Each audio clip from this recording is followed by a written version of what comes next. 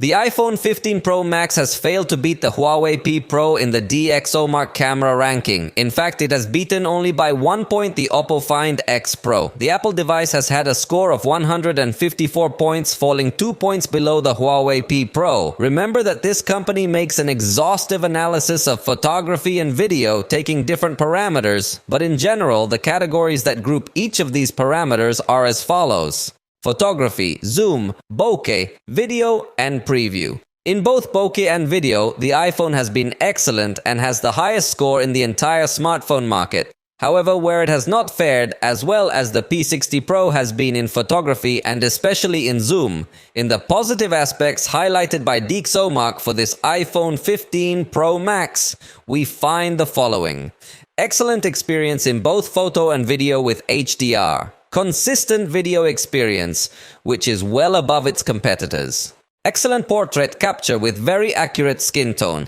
Zero shutter lag, allowing you to capture the exact moment. Improved zoom compared to previous iPhone generations. And excellent blur generated on backgrounds during portraits. DxOMark noted only 3 negative points for the iPhone 15 Pro Max's camera. The first is the limited quality in the zoom when you push it to the maximum. In low light conditions, it is also noted that the iPhone takes a long time to finish the capture and grain appears in it. And finally, some of the innovations in HDR photography can only be seen on Apple devices and not on other devices. As you can see, it really has very few points against it. However, Huawei P60 Pro is still above it, since Huawei has the highest score tied with iPhone in bokeh and the highest score in photography and zoom. I will soon do a personal comparison between iPhone 15 Pro Max and Huawei P60 Pro so that together we can discover the photographic and video capabilities of both devices.